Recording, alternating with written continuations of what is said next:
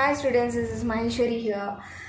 இப்போ இந்த சீரீஸில் என்ன பண்ணலாம் அப்படின்னா ஃபிசிக்ஸில் சாப்டர் வைஸ் இருக்கிற இம்பார்ட்டன்ட் கொஷின்ஸ் நான் உங்களுக்கு சொல்லிடுறேன். ஓகேவா? ஸோ அந்த கொஷின்ஸ் மட்டும் நீங்கள் படித்தா போதும், அதை தாண்டி நீங்கள் எதுவும் படிக்க வேணாம். ஓகேவா?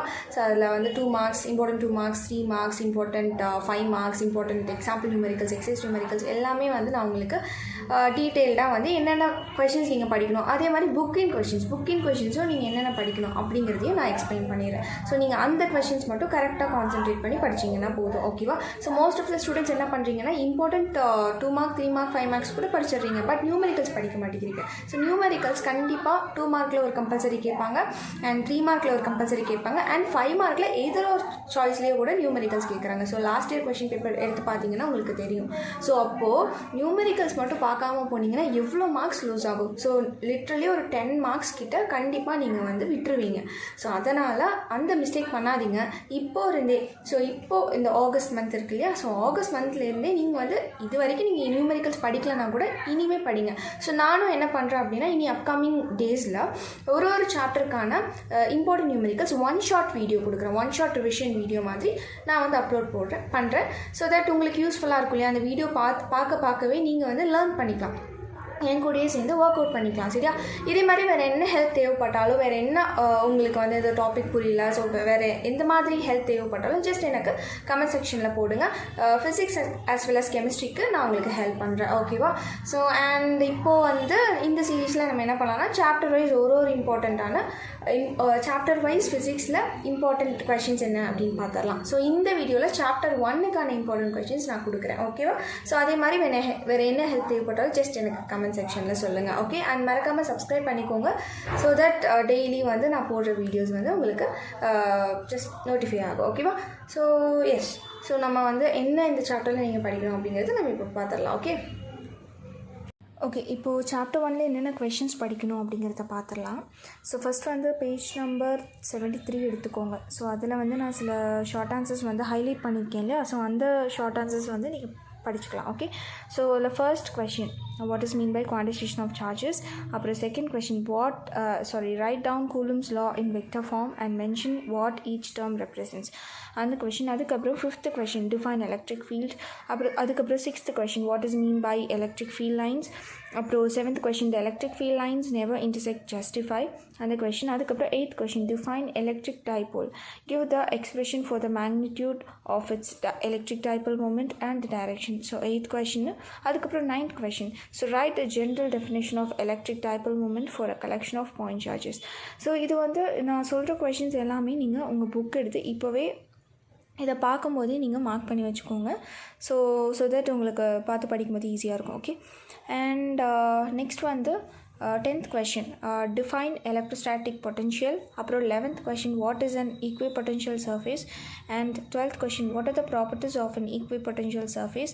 அதுக்கப்புறம் 14th question, define electrostatic potential energy. அப்புறம் 15th question, define electric flux. ஓகேவா? ஸோ அதுக்கப்புறம் 17th question, write a short note on the electrostatic potential, electrostatic shielding. Okay? and then 18th question, what is polarization?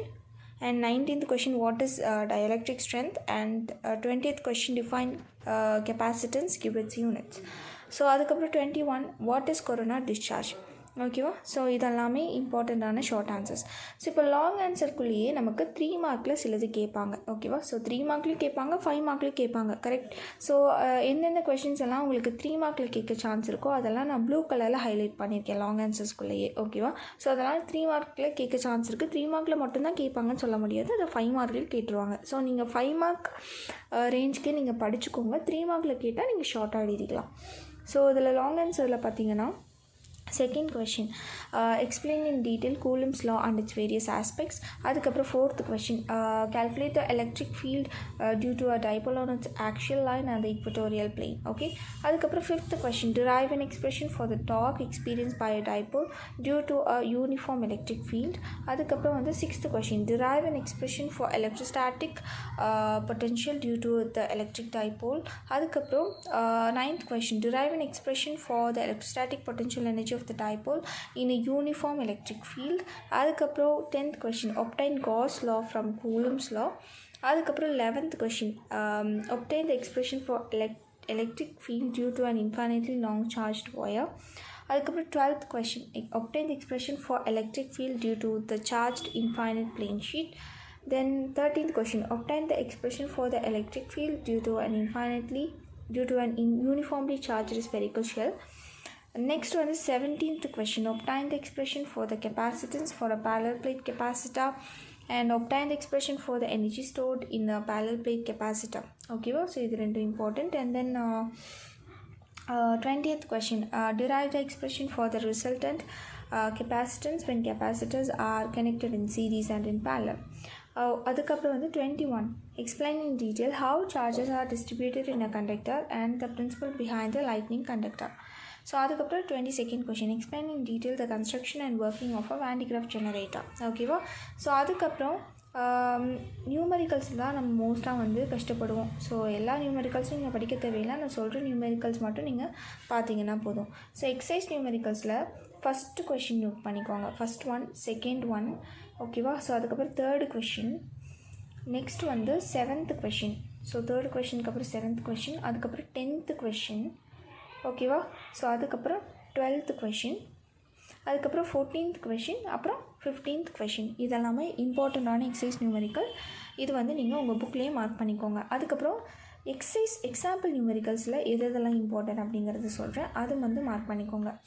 So example 1.1, அப்புறம் 1.11, 1.12, 1.13, 1.16, அப்புறம் 1.17, அப்புறம் 1.20, அப்புறம் 1.21, 1.22, அப்புறம் 1.23, next 1.24. So இதெல்லாமே ரொம்ப ரொம்ப இம்பார்ட்டண்ட்டான எக்ஸாம்பிள் நியூமெரிக்கல்ஸ். ஸோ இந்த நியூமெரிக்கல்ஸ் மட்டும் நீங்கள் பார்த்தா போதும். ஸோ ஒரு சாப்டர் எடுத்துட்டிங்கன்னா அது ஒரு 1 வீக் அப்படிங்கிற டார்கெட் வச்சு படித்து முடிச்சிடுங்க. ஓகேவா? ஸோ அதுக்கப்புறம் வந்து இப்போ பார்த்தீங்கன்னா புக்கின் கொஷின் ஒரு 4 கொஷின் இந்த சாப்டர்லேருந்து கேட்பாங்க. ஓகேவா? ஸோ இது நீங்கள் வந்து ஃபிசிக்ஸில் கண்டிப்பாக எனக்கு 75 above வேணும் அப்படின்னா மட்டும் இந்த புக்கின் கொஷின்ஸையும் சேர்த்து படிங்க. இல்லை மேம் எனக்கு ஒரு 85 to 90% இருந்தால் போதும் அப்படின்னா நோ ப்ராப்ளம். நான் சொல்லியிருக்கிற இந்த புக் பேக் இம்பார்ட்டன்ட் கொஷின்ஸ் நீங்கள் படிக்கலாம். ஓகேவா? ஸோ இப்போ புக்கினில் பேஜ் நம்பர் 25 எடுத்துக்கோங்க. ஸோ பேஜ் நம்பர் 25ல் மைக்ரோவேவ் ஓவன் பற்றின ஒரு கொஷின் இருக்கும். ஓகேவா? Let me take the page, wait. Okay, page 25. Yeah, so page 25. So microwave oven works on the principle of torque. So இந்த கொஷின் எப்படி கேட்பாங்கன்னா, how microwave oven cooks the food. So இதுதான் வந்து question. ஓகேவா? So இந்த question கேட்டால் நீங்கள் அந்த டூயினோ பாக்ஸில் இருக்கிறது ஃபுல்லாக நீங்கள் எழுதிக்கலாம். ஓகேவா? ஸோ அது மட்டும் எழுதுனா உங்களுக்கு இது வந்து 3 மார்க்ஸில் கேட்பாங்க. ஸோ 2 மார்க்ஸில் கேட்க சான்ஸ் இல்லை, 3 மார்க்ஸில் இது கேட்பாங்க. ஓகேவா? ஸோ நல்லா படிச்சுக்கோங்க. பேராகிராஃப் மாதிரி எழுத வேணாம். இந்த ஆன்சரை பாயிண்ட் வைஸ் எழுதினீங்கன்னா உங்களுக்கு கரெக்ஷன் பண்ணுறவங்களுக்கும் ஈஸியாக இருக்கும் பார்க்கும்போது. அப்புறம் உங்களுக்கு நீங்கள் வந்து நீங்கள் படிக்கும்போது நீங்கள் பாயிண்ட் வைஸ் படிச்சிங்கனாலும் அது ஈஸியாக இருக்கும். ஸோ எப்போவுமே ஒரு விஷயத்தை நீங்கள் எழுதும் போது பாயிண்ட் வைஸாக எழுதுங்க, பேராகிராஃப் மாதிரி எழுதாதீங்க. நெக்ஸ்ட்டு செகண்ட் கொஷின், இன்னொரு கொஷின் வந்து லைட்னிங். ஸோ பேஜ் நம்பர் 49 எடுத்துக்கோங்க. Let me take the page number 49. Okay. Yes. So என்ன கேட்பாங்கன்னா, during lightning accompanied by a thunderstorm it is always safer to sit inside a bus or under a tree அப்படின்னு அவங்க question கேட்பாங்க. So lightning இருக்கும்போது நமக்கு பஸ்க்குள்ளே இருக்கிறது சேஃபாக இல்லை ஒரு ட்ரீ கடியில் நிற்கிறது சேஃபாக அப்படின் தான் கொஷின். அதுக்கு நான் க்ரீன் கலரில் ஹைலைட் பண்ணியிருக்கேன் இல்லையா? ஸோ அது ஃபுல்லாக நீங்கள் படிச்சிங்கனாலே அது ஃபுல்லாக படித்து நீங்கள் பாயிண்ட் வைஸ் எழுதிடுங்க ஆன்சர். ஓகேவா? ஸோ இது 2 மார்க்ஸில் கேட்பாங்க. அண்ட் நெக்ஸ்ட்டு கொஷின் பேஜ் 51 எடுத்துக்கோங்க. சரியா? ஸோ பேஜ் 51 எடுத்துக்கோங்க. So next question page number 51ல் நான் போலார் மாலிக்யூல்ஸ்னால் என்ன, போலார் மாலிக்யூல்ஸ்னால் என்ன அப்படின்னு கேட்பாங்க. இது 3 மார்க் கொஷின். ஸோ நான் போலார் மாலிக்யூல்ஸுக்கு நான் மார்க் பண்ணிக்கிறேன். நான் போலார் மாலிக்யூல் இஸ் 1, அதுலேருந்து ஸ்டார்ட் பண்ணி அந்த டயக்ராம் அது ஃபுல்லாக எழுதிட்டு இந்த டயக்ராமோட ட்ரா பண்ணி முடிக்கணும். ஓகேவா? ஸோ அதுக்கப்புறம் வந்து போலார் மாலிக்யூல்னால் என்னென்னா, in polar molecules the centres of the positive and negative, அதுலேருந்து ஸ்டார்ட் பண்ணி நீங்கள் ஃபுல்லாக அந்த டயக்ராம் வரைக்கும் நீங்கள் எழுதிக்கணும். இது வந்து 3 மார்க் கொஷினில் செப்பரேட்டாக 3 மார்க்கில் கேட்பாங்க. ஸோ இந்த மாதிரி இதில் போலார் மாலிக்யூல்ஸோட எக்ஸாம்பிள், நான் போலார் மாலிக்யூல்ஸோட எக்ஸாம்பிள் இதெல்லாம் 1 மார்க்கில் கேட்பாங்க. நல்லா நோட் பண்ணிக்கோங்க. ஓகேவா? தென் பேஜ் நம்பர் 57 எடுத்துக்கோங்க. ஸோ அதில் வந்து ஒரு 5 மார்க் கொஷின் இருக்குது, 3 மார்க்லேயும் கேட்க சான்ஸ் இருக்குது. ஸோ இது வந்து எஃபெக்ட் ஆஃப் டயஎலக்ட்ரிக்ஸ் இன் கெப்பாசிட்டர். டோட்டலாக 2 எஃபெக்ட்ஸ் இருக்குது. ஸோ 2 கேஸ் இருக்குது. So when the capacitor is disconnected from the battery, அது ஒரு case. when the battery remains connected to the capacitor, இது ஒரு கேஸ். ஸோ இது 5 மார்க்கில் கேட்கும்போது ரெண்டுத்தையும் கம்பைன் பண்ணி கேட்பாங்க. 3 மார்க்ஸில் கேட்டால் ஒரு கேஸ் மட்டும் கேட்பாங்க. ஓகேவா? ஸோ அதனால் நான் மார்க் பண்ணியிருக்கேன் இல்லையா? ஸோ ஃபஸ்ட் கேஸ்க்கு கன்சிடர் கெப்பாசிட்டர் அதுலேருந்து ஸ்டார்ட் பண்ணி ஃபஸ்ட் கேஸ்க்கு வந்து அந்த டயஎலக்ட்ரிக் இன்சைட் அது வரைக்கும் முடிச்சுக்கலாம். செகண்ட் கேஸுக்கு வந்து லெட்டஸ் நவ் கன்சிடர் அதுலேருந்து ஸ்டார்ட் பண்ணி, அதாவது நீங்கள் ஃபுல்லாகவே எழுதணும்.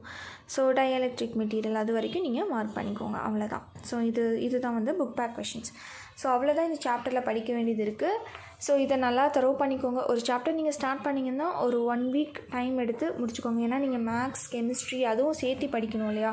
ஸோ ஃபிசிக்ஸ் மட்டும் படிச்சிங்க அப்படின்னா உங்களுக்கு ஒரு 2 டேஸில் ஃபிசிக்ஸ் மட்டும் படிச்சிங்கன்னா இது முடிச்சிடலாம்.